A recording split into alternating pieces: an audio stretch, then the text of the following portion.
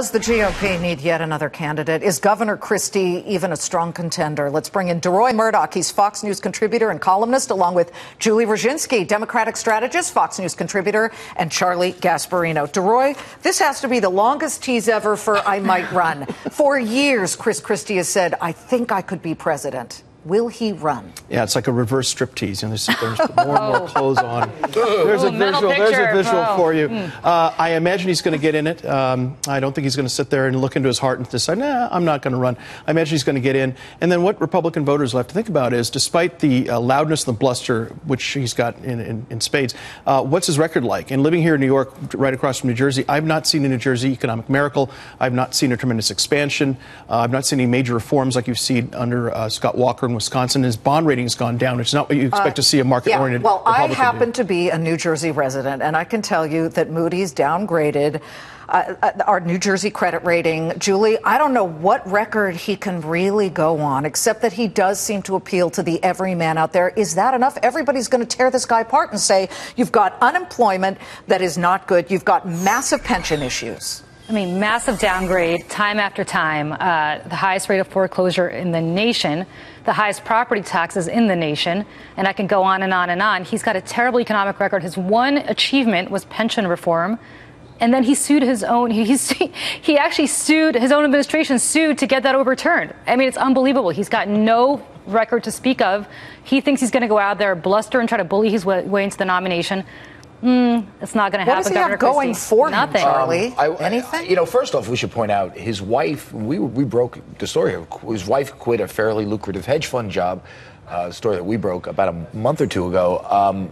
You don't do that if you're not running. Right. You know, unless he's got some stash away money, you know, that's not a smart thing to do. So, I would be shocked if he doesn't run. I would also say this.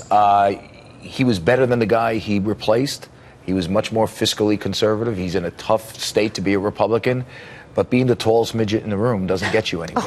and you know, that I think is his problem. Well, and let me make one other point. His other problem, I think, will be fundraising. Ken Langone is the financier. You know, has been on Fox Business pretty recently. I think with Neil Cavuto saying he's still standing behind Christie. When you talk to friends of Ken. When they talk to me, they say, well, he's much more hesitant in private. And you wonder, if you lose one of your biggest financial backing, how are you going to go against not just the Bush juggernaut, because Jeb Bush has got a lot of Wall Street does support, it help but him everybody that else. He was a governor? You know, he's invoking. That helps, by the way. He's invoking his record after Hurricane Sandy.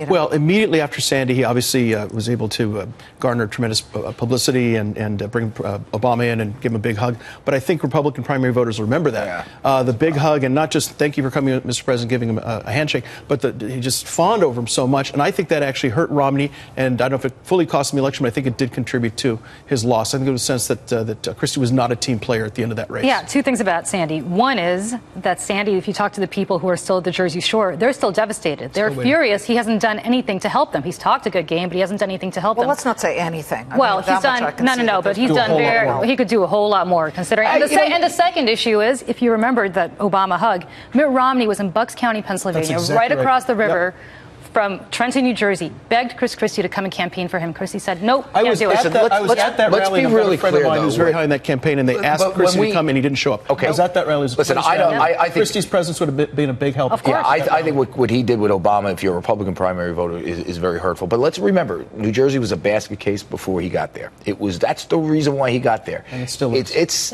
marginally better. Okay. Marginally better basket case. Are so high. That's a great slogan. The budget was worse That's a great when the Democrats ran. It's a marginally better basket case. Charlie, look at the budget. He's got a bigger more. He's not running yet, so we will continue this conversation if he does indeed announce. Deroy Murdock, Julie Roginsky, Charlie Gasparino, thank you so much.